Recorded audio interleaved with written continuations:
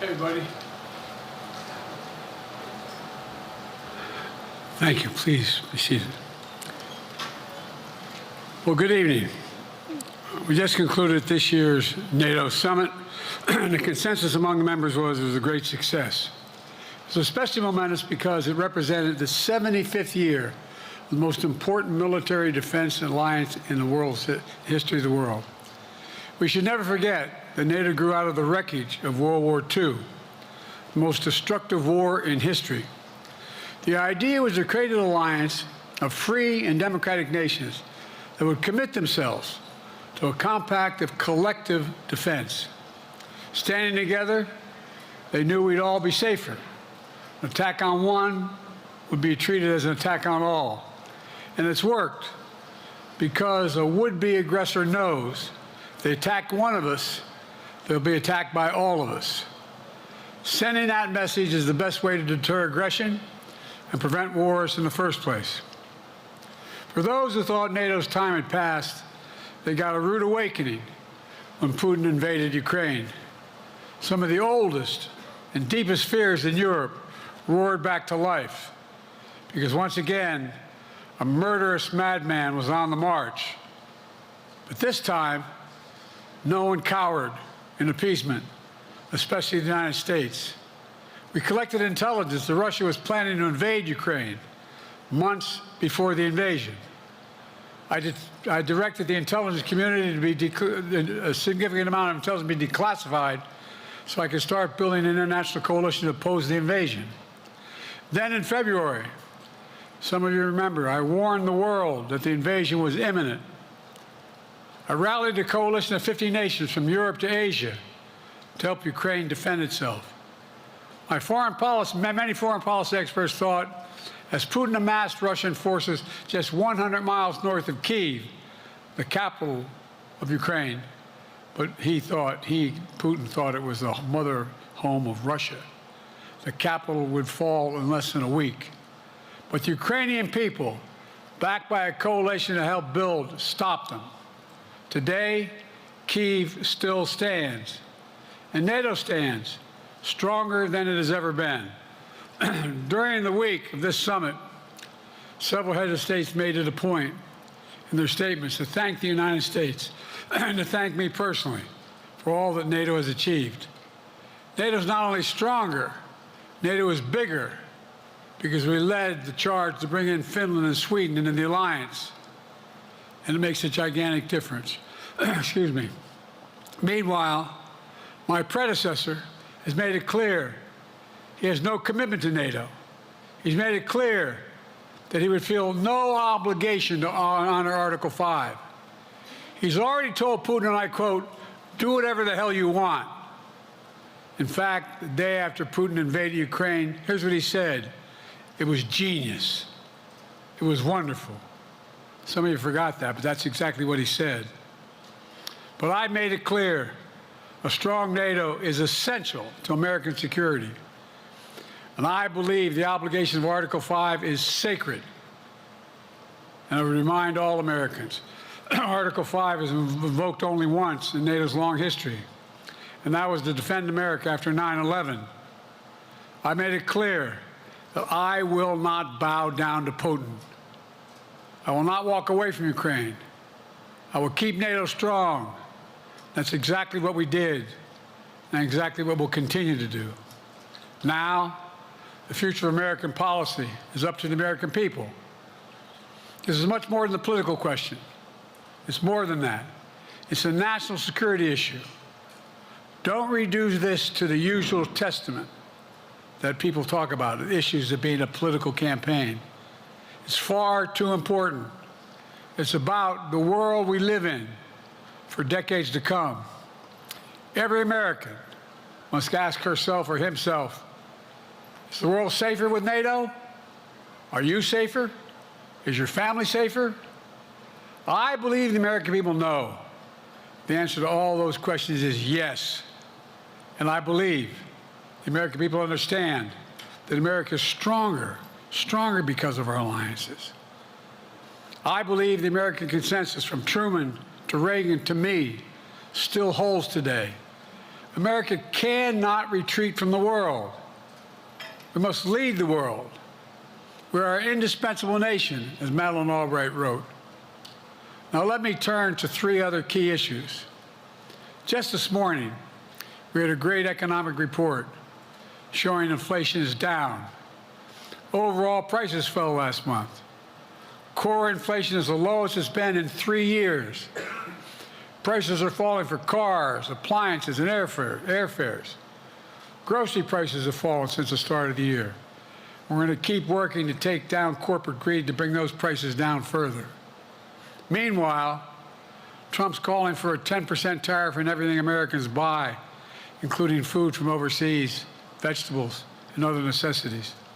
And economists tell us that that would cost the average American working family another $2,500 a year. It's a tax of $2,500 a year.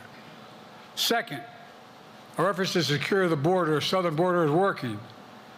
After Trump killed the bipartisan effort to secure the border, Republicans and Democrats had worked on, because he thought it would benefit me and make him a loser, Republicans walked away.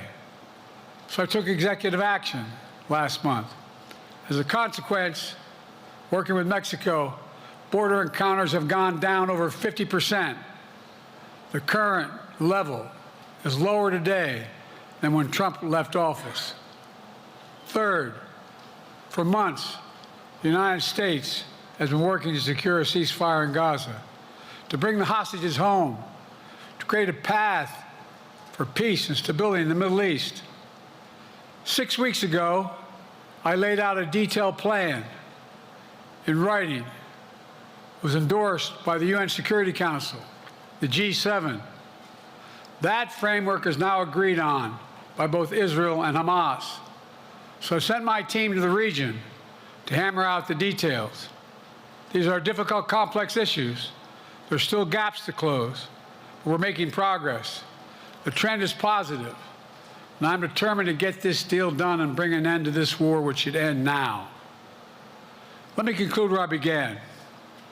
We're the United States of America. We are the indispensable nation. Our leadership matters. Our partnerships matter. This moment matters. We must rise to meet it. With that, I'll take your questions. I've been given a list of people to call on here. Reuters, Jeff Mason.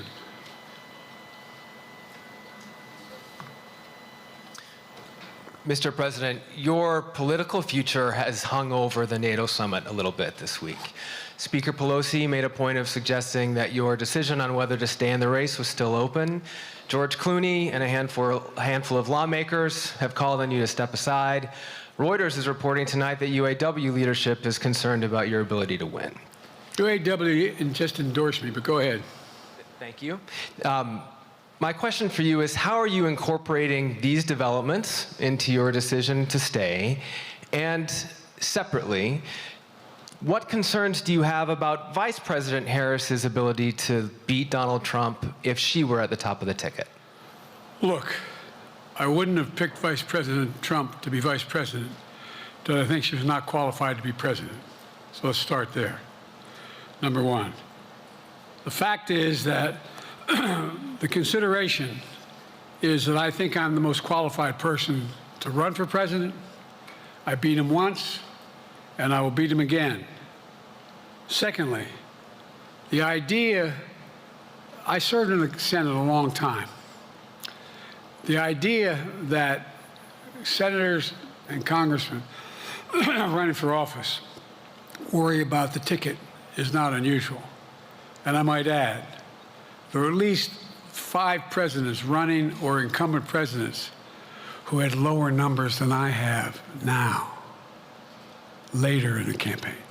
So there's a long way to go in this campaign. And so I'm just going to keep moving, and because, look, I got more work to do. We got more work to finish. There's so much, we made so much progress. Think about it. Think about where we are economically relative to the rest of the world. Name me a world leader who wouldn't want to trade places with our economy. We've created over 800,000 manufacturing jobs, 1.5 million, so things are moving. We got more to go. Working class people still need help. Corporate greed is still at large. Their prices, the corporate profits have doubled since the pandemic. They're coming down, and so I'm optimistic about where things are going. Danny Kemp, AFP. Thanks. Thank you, Mr. President. I wanted to ask you about you mixed up Presidents Zelensky and Putin earlier today. And you now have sort of your key allies, including the British Prime Minister, the President of France, and the German Chancellor having to step in and make excuses for you on that. And officials here are saying off the record that your decline has become noticeable. Hasn't this now, frankly, become damaging for America's standing in the world? Thank you. Did you see any damage to our standing in my leading this conference? Have you seen a more successful conference? What do you think? And the Putin piece, I was talking about Putin, and I said, and now, at the very end, I said, Putin. I said, no, I'm sorry, it's Zelensky. And then I added 5 other names. Look, guys, the idea anybody suggests that we haven't had an incredibly successful conference. How many times did you hear in that conference, I know it sounds too self-serving, but other leaders, heads of state, in thanking me, saying the reason we're together is because of Biden, because Biden did the following. Look, folks, this is, well, anyway, I thought it was the most successful conference I've attended in a long time, and find me a world leader who didn't think it was. Next one, Nancy Cordes, CBS. Thank you, Mr. President. You mentioned other instances in history where presidents have faced a challenge, but what makes this moment in history so unique is that it is not your enemies who are calling on you to reconsider your decision to stay in the race. It's your friends, supporters, people who think you've done a great job over the past 4 years. Have you spent time thinking about what it would mean for your legacy, which you've worked decades to build, if you stay in the race, despite the concerns that voters say they have, and you lose to someone who you yourself have argued is unfit to return to the Oval Office? Well, look, I'm not in this for my legacy. I'm in this to complete the job I started. As you recall, understandably, many of you and many economists thought my initial initiatives that I put forward, can't do that, it's going to cause inflation, things are going to skyrocket, the debt's going to go up. What are you hearing now from mainstream economists? 16 economic Nobel laureates said I've done a hell of a job. That under my plans so far and what's going to happen in the future if I'm reelected, that things are going to get much better. Our economy is growing. I was determined when I got elected to stop the trickle-down economic theory, that if the wealthy did very well, everybody else would do well. My dad was a well-read, decent guy. I don't remember much trickling down on his kitchen table. Middle-class people and working-class people need help.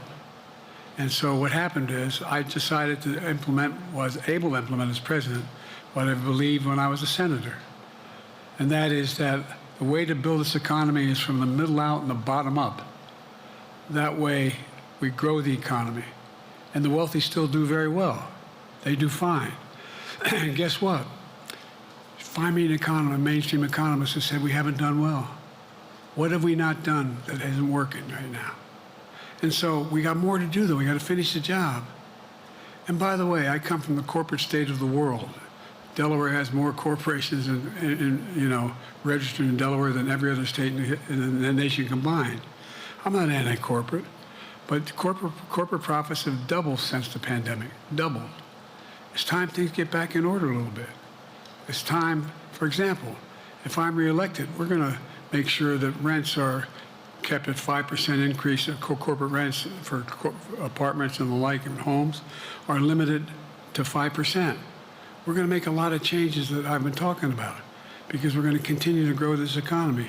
And by the way, remember how I got so roundly criticized for being so pro-union, not labor, union.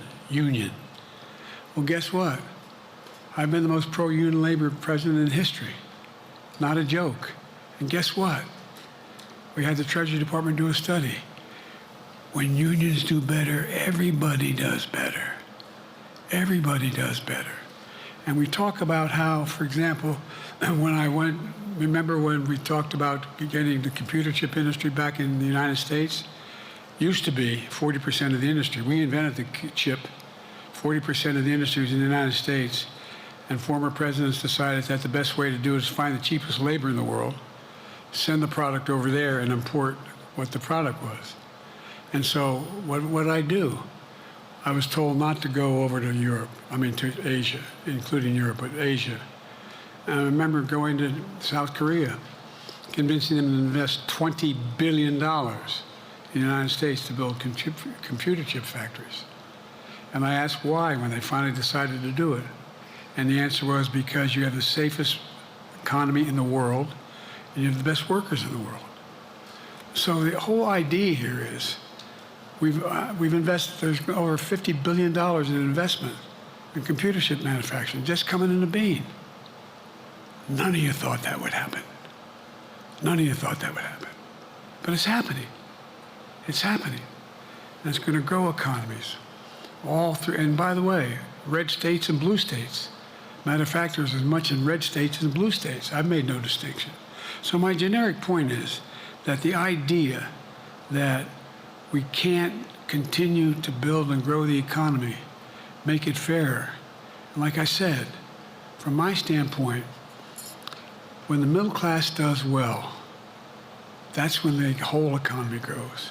The poor have a shot, the wealthy do well, but the wealthy got to start paying their taxes. As a follow-up, sir, you mentioned that your Vice President Kamala Harris would be ready to serve on day one. Can you elaborate on that? What is it about her attributes and her accomplishments over the last 4 years that make her ready to serve on day one if necessary? First of all, the way she's handled the issue of freedom of women's bodies to have control over their bodies. Secondly, her ability to handle almost any issue on the board. This was a hell of a prosecutor. She was a first-rate person, and in the Senate, she was really good. I wouldn't have picked her unless I thought she was qualified to be president. From the very beginning, I made no bones about that. She is qualified to be president. That's why I picked her. Felicia Schwartz, Financial Times. Thank you, Mr. President. Presidency is the most straining job in the world, and it's 24/7. How can you say you'll be up for that next year, in 2 years, in 4 years, given the limits you've acknowledged that you have today? The limits I've acknowledged I have? There's been reporting that you've acknowledged that you need to go to bed earlier and your evening around 8. That's not true. Look, what I said was, instead of my every day starting at 7 and going to bed at midnight, it'd be smarter for me to pace myself a little more. And I said, for example, the 8, 7, 6 stuff, instead of starting a fundraiser at 9 o'clock, start at 8 o'clock. People get to go home by 10 o'clock.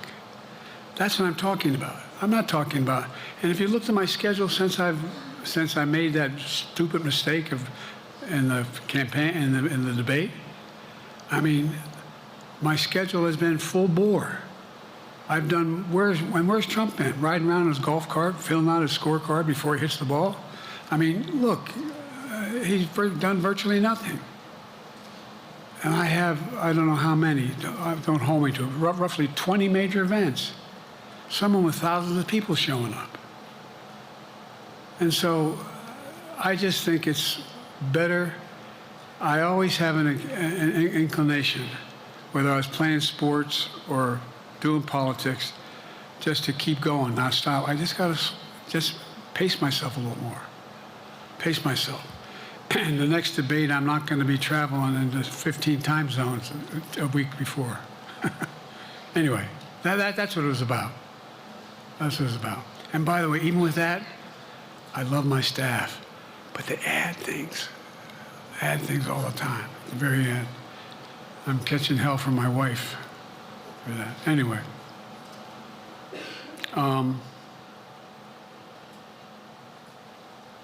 I'm sorry, Zeke Miller, Associated Press.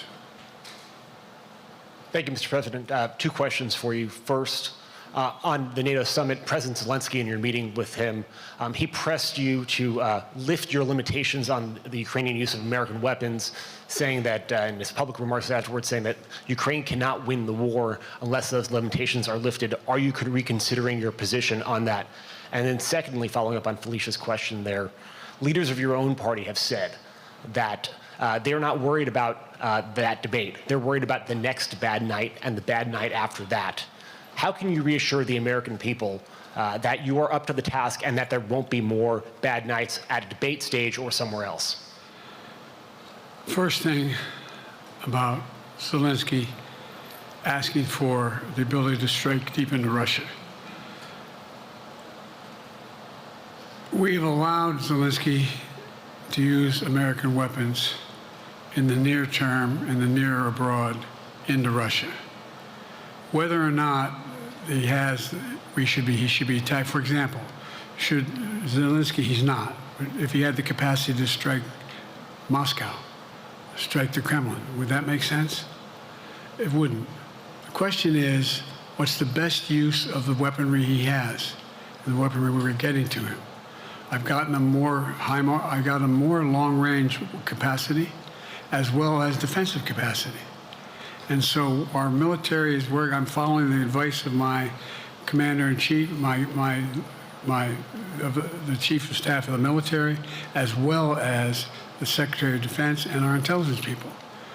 And we're making a day-to-day basis on what they should and shouldn't go, how far they should go in. That's a logical thing to do.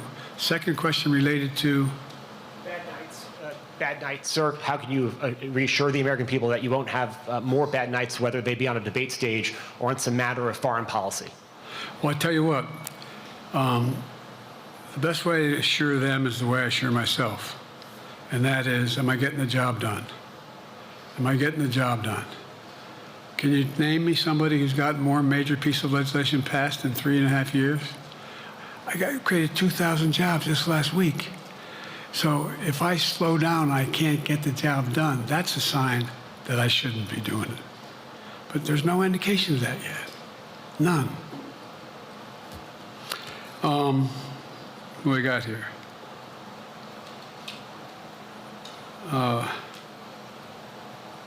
Merrick, Pulaski Radio. Thank you, Mr. President. How are you? I'm well.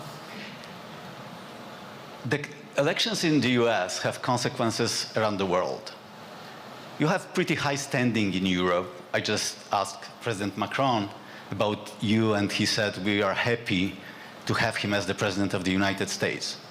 But there is a concern. Many people in Poland and across Europe are worried that the former president may win the election. And there's a lot of concern that Donald Trump may weaken NATO, stop supporting Ukraine, or push Ukraine to give up territories to Russia. They're correct. And yourself was warning just 2 minutes ago about it. So my question is, do you think that Europe will be left on its own if Donald Trump wins the election? And what's your advice to European leaders to prepare for possible US disengagement? Well, look, I think, how can I say this without sounding too self-serving? I'm not having any of my European allies come up to me and say, Joe, don't run. What I hear them say is, you've got to win. You can't let this guy come forward. It'd be a disaster. It'd be a disaster. I mean, I think he said in one of his rallies, don't hold me to this, recently, where NATO, I just learned about NATO or something to that effect. Foreign policy has never been his strong point. And he seems to have an affinity to people who are authoritarian. That worries, as I tell you from Poland, that worries Europe. That worries Poland. And nobody, including the people of Poland, think that if he wins in Ukraine, he's going to stop in Ukraine, that that's going to be the end of it. And so what I can say is, I think I'm the best qualified person to do the job, to make sure that Ukraine does not fall, that Ukraine succeeds, that the European alliance stays strong. You may recall, no one was talking about Finland joining NATO.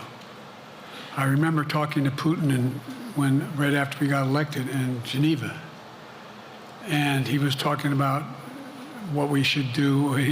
We couldn't be in Eastern Europe, et cetera.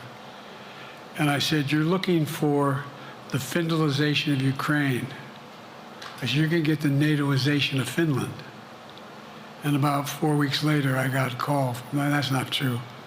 Probably 5 months later, from the president of Finland, could he come and see me? In my office. I invited him to the Oval Office. We sat down and talked. He said he wanted to join NATO. Could I help? And I did. It wasn't automatic. And then I got a call from the Swedes. I beg your pardon?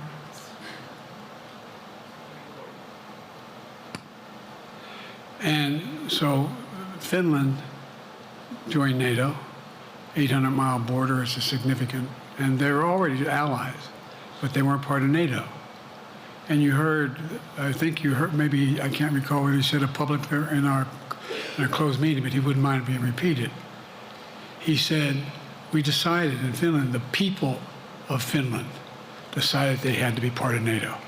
It was in our interest because of the joint ability to be together, to dissuade any attack on Finland. And the same thing with Sweden. It took a lot of selling to some folks, particularly in Turkey and other places, to agree to the expansion. But it expanded. And we're a hell of a lot stronger because of it. We're more secure because of it.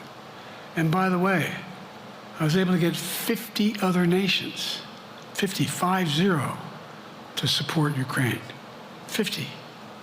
And we were able to bring about a coalition of Europe and Asia, Japan and South Korea. I just we talked about AUKUS, and we talked about the relationship between Australia, New Zealand, Japan, South Korea, the United States. We're making the world safer and stronger because we have to deal with the new arrangement that exists in the world. The Cold War is over. The post-war era is over. What is going to replace it? And I respectfully suggest I have a pretty good idea what that should be. I've convinced a lot of people to follow it, and we're just going to get stronger. David Sanger. Where's it? Thank you, Mr. President. Be nice, David.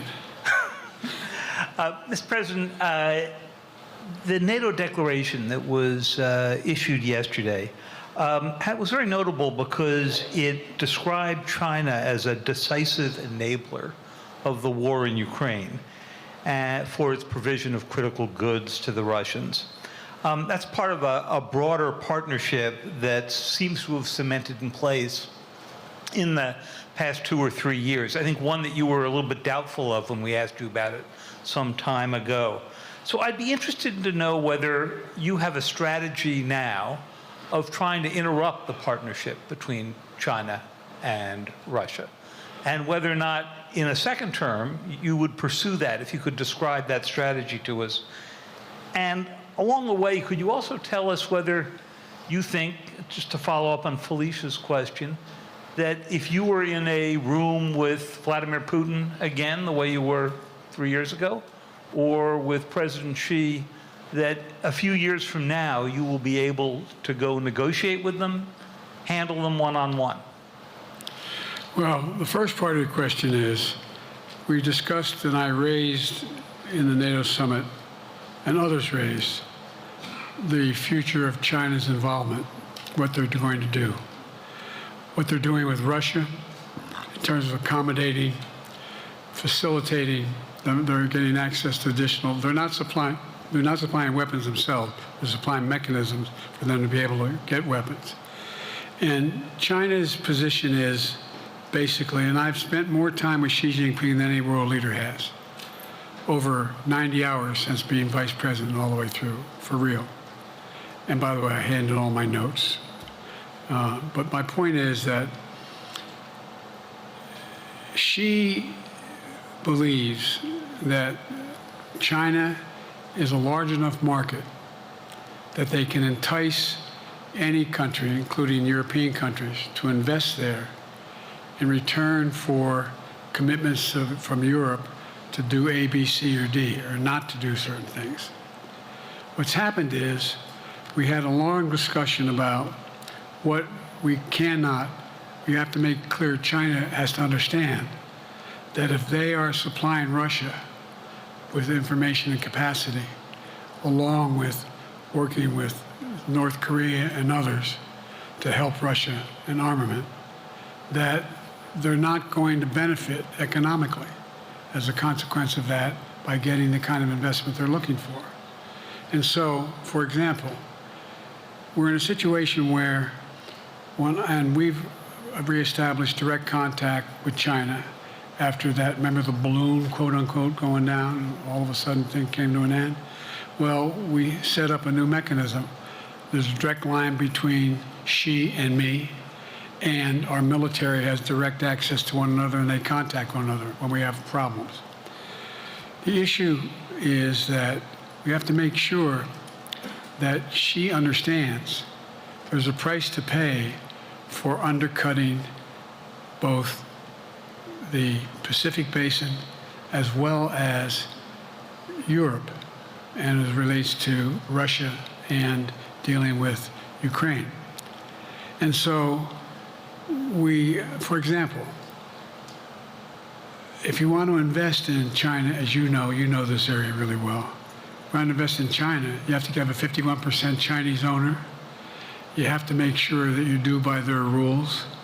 And you don't have the authority, and you have to provide all access to all the data and information you have. There was a while there, as you recall, the last administration and other administrations, where the access to that market was enticing enough to get companies to come in because they had access to over 1 billion people in a market, not 1 billion, but a lot of people in the market. And so they were doing it. But that got curtailed when we started saying we're going to play by the same rules. For example, the idea they don't abide by the international rules related to subsidizing products by the government funding. So guess what? They're not going to be able to export their electric vehicles to the United States without a significant tariff. Others are doing the same thing around the world. But it is a concern. It is a concern that you have both China, North Korea, Russia, Iran, countries that are not necessarily coordinated in the past, looking to figure out how they can have impact. Do you have a strategy to interrupt that impact? Yes, I do, but I'm not prepared to talk about the detail of it in public. And I think you'll see that some of our European friends are going to be curtailing their investment in Russia. In China, as long as China continues to have this indirect help to Russia in terms of being able to help their economy as well as help them in, as a consequence of that, their ability to fight in Ukraine. The other thing that we talked a lot about is that, and I raised it, and I didn't hear any. I can't swear that everyone agreed because not everyone got to talk about it, but we need a new industrial policy in the West.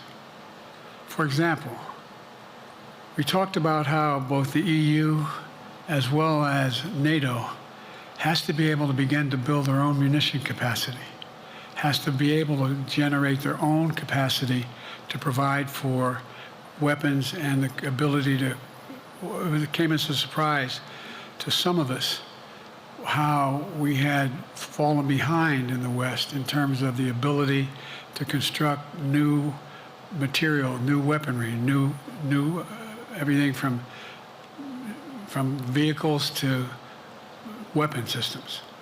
And so one of the things that came out of this was we're going to be meeting again with a number of my colleagues, my European colleagues, is what do we do to increase the capacity of the West, particularly in Europe and Japan, to be able to generate the kind of ability to produce their own weapon systems. Not just for themselves, but to be able to generate that. It's the same, it's what Russia's trying to figure out. That they went to China and they didn't get the weapons, but then they went to North Korea. But we're going to be in a position where the West is going to become the industrial base for it to be able to, the ability to have all the defensive weapons that we need. That was a discussion as well. Mr. President, I'm not sure you answered on whether you would be ready to go deal with Putin and Xi 2 or 3 years from now. I'm ready to deal with them now and 3 years from now. Look,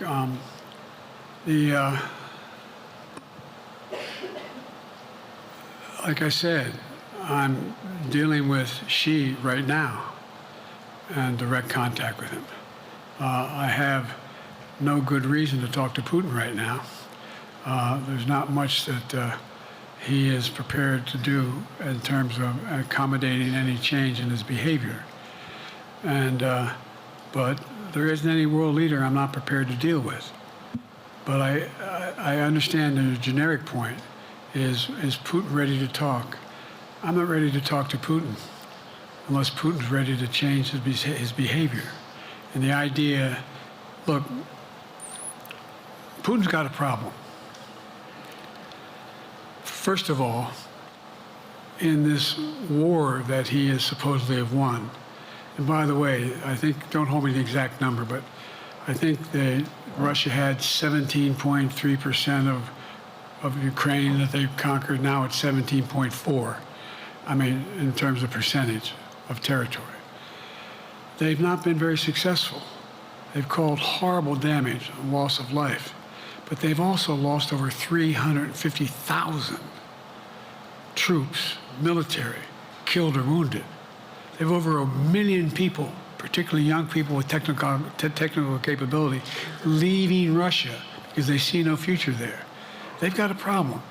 But what they do have control of is they are very good at controlling and running the public outcry that relates to how they use mechanisms to communicate with people.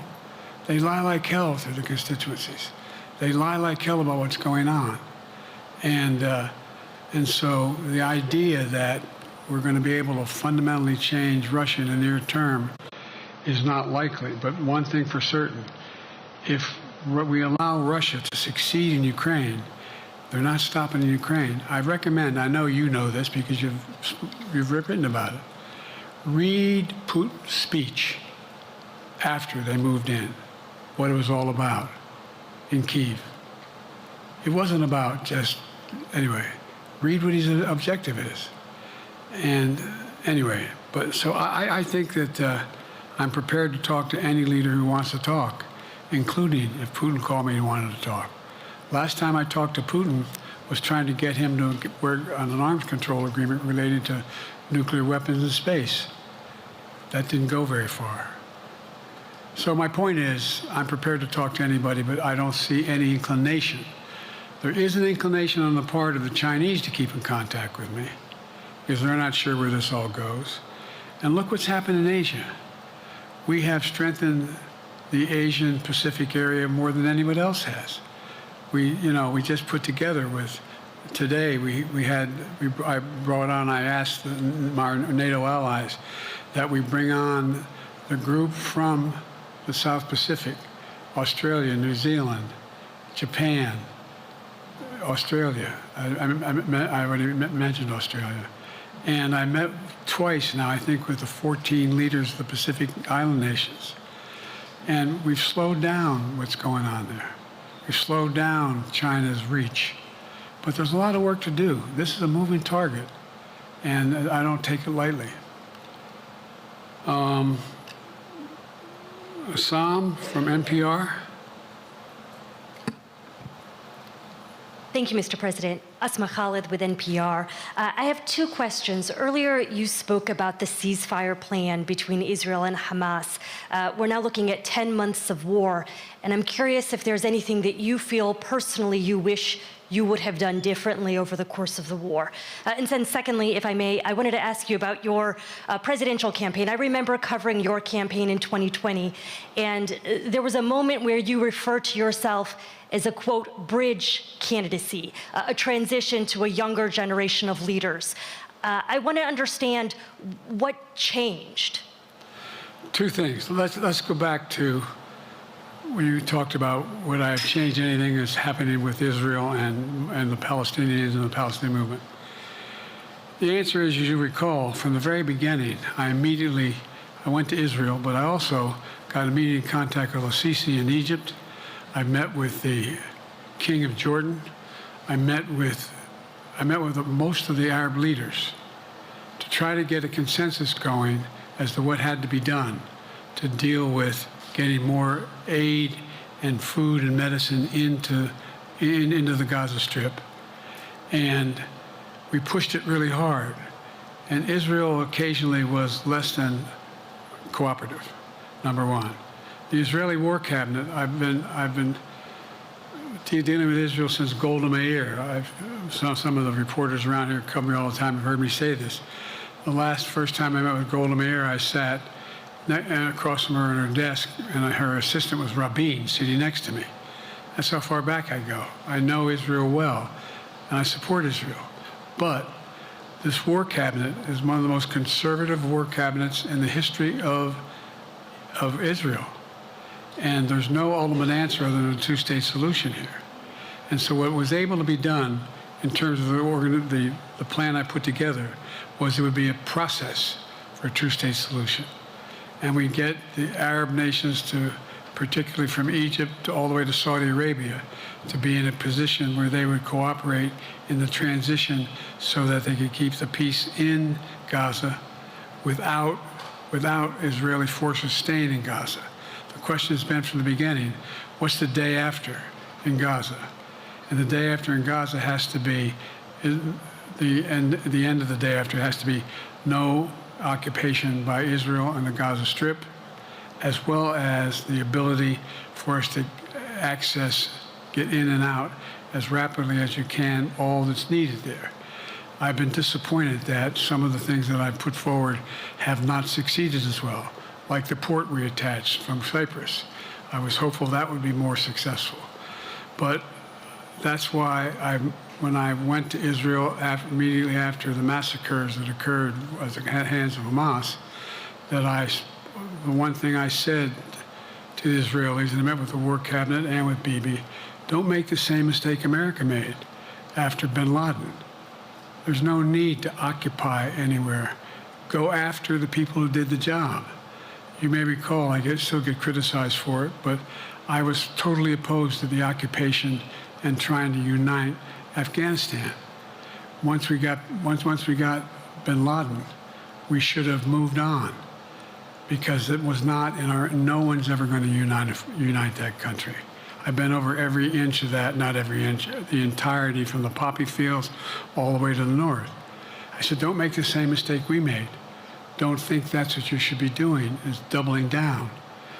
We'll help you find the bad guys, Sinwar and company. And all this criticism about I wouldn't provide when the weapons they needed. I'm not providing them 2,000-pound bombs. They cannot be used in Gaza or any populated area without causing great human tragedy and damage. But remember what happened when you had the attack on Israel with rockets and ballistic missiles. I was able to unite the Arab nations as well as Europe, and nothing happened. Nothing got hurt. It sent an incredible lesson to what was going on from the Middle East. So there's a lot of things, in retrospect, I wish I had been able to convince the Israelis to do. But the bottom line is we have a chance now. It's time to end this war. Doesn't mean walk away from going after Sinwar and Hamas. And if you notice, you know better than most, there is a growing dissatisfaction on the West Bank from the Palestinians about Hamas. Hamas is not popular now. And so there's a lot of moving parts. I just have to keep moving to make sure that we get as much done as we can toward a ceasefire, and get those. And by the way, look at the numbers in Israel. I mean, my numbers are better in Israel than they are here. But then again, they're better than a lot of other people here too. But anyway. Bridge candidacy in 2020, you referred to yourself as being a bridge candidate for a younger, fresher generation of Democratic leaders, and I wanted to know what changed. What changed was the gravity of the situation I inherited in terms of the economy, our foreign policy, and domestic division. And I think, I won't put words in anybody's mouth, most presidential historians give me credit for having accomplished more than most any president since Johnson and maybe before that to get major pieces of legislation passed. And what I realized was my long time in the Senate had equipped me to have the wisdom to know how to deal with the Congress to get things done. We got more major legislation passed that no one thought would happen. And I want to finish it, to get that finished. If tomorrow, if we had a circumstance where there was a lineup and I hadn't inherited what I did and we just moved things along, anyway, it's going to change. Last question. Haley Bull, Scripps. Or no, Josh Weingrove, I'm sorry, was the next one. I'll do 2 more questions. Thank you, Mr. President. Many of your colleagues, Democrats on the Hill, are watching tonight as they assess what they want to say about your candidacy. I'm wondering how you're thinking of this right now. It seems like your answer is clear, but they're watching how things go tonight, tomorrow in Michigan, next week in Texas and Nevada. Are you thinking that way about how the next week or 2 goes would inform your... Am I using that way, you said? Are you thinking that way about how the next 2 weeks go? Will that affect your decision, or are you fully determined on running in November as the party's nominee? I'm determined on running, but I think it's important that I lay fears by let them see me out there. Let me see them out, for the longest time it was, Biden's not prepared to sit with us unscripted. Biden's not prepared to, anyway. And so what I'm doing is, and I've been doing, I think we've done over 20 major events, from Wisconsin to North Carolina to demonstrate that I'm going out in the areas where we think we can win, where we can persuade people to move our way, or people are already there. And here, look, the other thing is, we have the most extensive campaign organization of anybody's had in a long, long time. We have well over 1,000 volunteers knocking on doors, making phone calls, making tens of thousands of phone calls. We have headquarters, I forget exactly how many, I don't want to cite a number and then find out I'm off, but we have scores of headquarters in all the toss-up states. We're organized, we're moving, and that's awful hard to replace in the near term. And so, and here's the other thing. I was in the Senate a long time. Very proud of what I've done in the Senate. I was chairman of the Foreign Relations Committee for a long time, and I was chairman or ranking member and chairman of the Judiciary Committee. I'm going to be going down to the Johnson Library.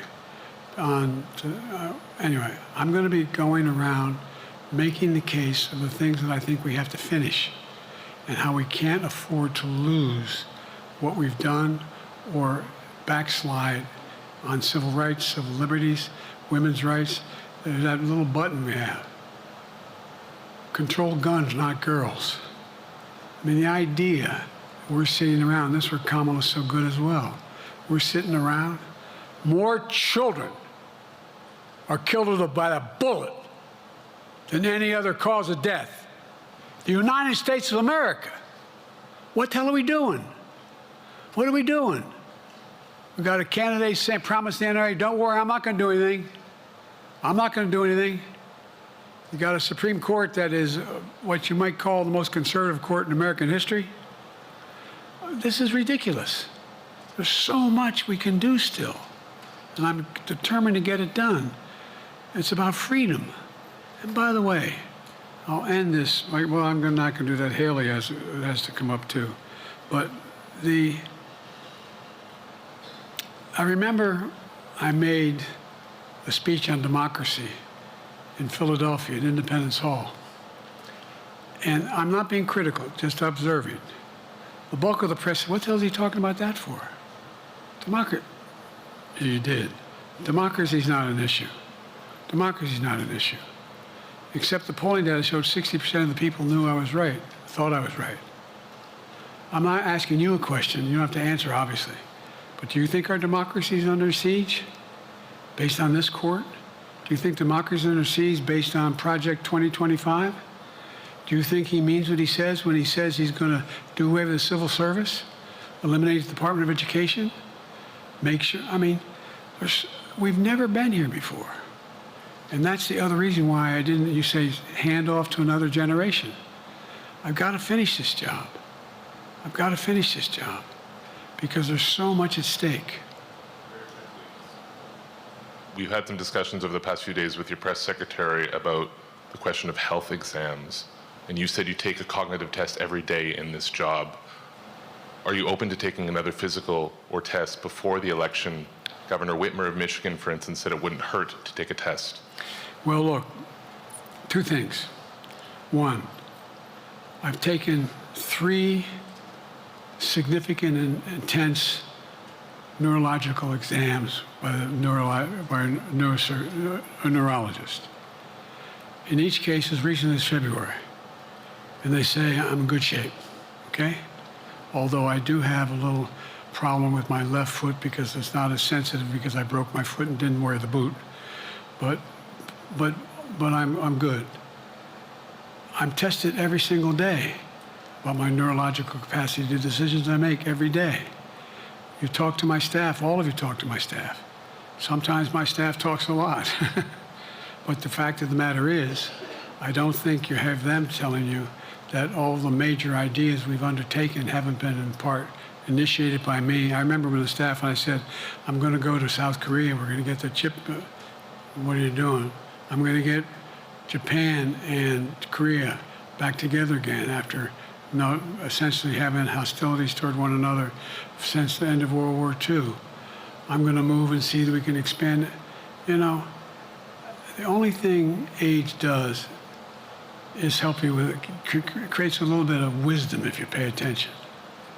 And so the point I'm making is, I think it's important that if the neurologist tells me he thinks I need another exam, and by the way, I've laid every bit of the record out, hadn't a thing. You ought to ask Trump for his, okay? I laid it all out. And every single day I'm surrounded by good docs. If they think there's a problem, I promise you, or even if they don't think it's a problem, they think I should have a neurological exam again, I'll do it. But no one's suggesting that to me now. And I'll ask you another question. No matter what I did, no one's going to be satisfied. Did you have 7 docs? Did you have 2? Who'd you have? Did you do this? How many times did you? So I am not opposed if my doctors tell me I should have another neurological exam, I'll do it. But that's where I am. Haley Bull, Scripps. Thank you, Mr. President. You said you're making decisions on a day-to-day basis when it comes to support for Ukraine. Does that mean you have not closed the door on further considering lifting restrictions for U.S.-made weapons inside Russia? And if I may, your convention is coming up where your delegates are pledged to make you the official nominee If they have second thoughts, are they free to vote their conscience? Obviously, they're free to do whatever they want, but I get overwhelming support. Overwhelming support. I won, I forget how many votes I won in the primary. Overwhelming. And so tomorrow, if all of a sudden I show up at the convention, everybody says, we want somebody else, that's the democratic process. It's not going to happen. Even if that means they vote for someone else? Sure. Look, I'll end this with this. I served in the Senate a long time. I understand the impetus of candidates running for local office and whether they think the topic can help them or not. In my state of Delaware, which was a very, at least it was a red state when I started, in terms of where you now talk red and blue. I don't recall most of the Democratic presidents winning my state when I was a candidate. The truth of the matter is I understand the self-interest of every candidate. If they think that, running with Biden at the top is going to hurt them, then they're going to run away. I get it. But so far, go and look at the polling data in their states. Look at the in-depth, and by the way, I think you'd all acknowledge, and you're all experts, I'm not being solicitous about the president, you're experts on this stuff. How accurate does anybody think the polls are these days? I can give you a series of polls where you have likely voters, me versus Trump, where I win all the time.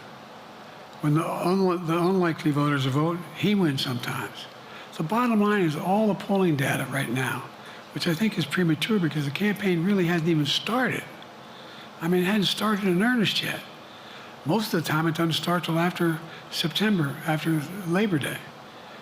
So a lot can happen. But I think I'm the best I believe I'm the best qualified to govern. And I think I'm the best qualified to win. But there are other people who could beat Trump too. But it's awful start from scratch. And, we talk about, money raised. We're not doing bad. We got about $220 million in the bank. We're doing well. So with that, you want to follow up on any of that you just asked me? Yes. You earlier explained confidence in your vice president. Yes. If your team came back and showed you data that she would fare better against former President Donald Trump, would you reconsider your decision to stay in the race? No, unless they came back and said, there's no way you can win. Me. No one's saying that. No poll says that. Mr. President, Okay. Thanks. This ends tonight's press conference. Thanks, everybody.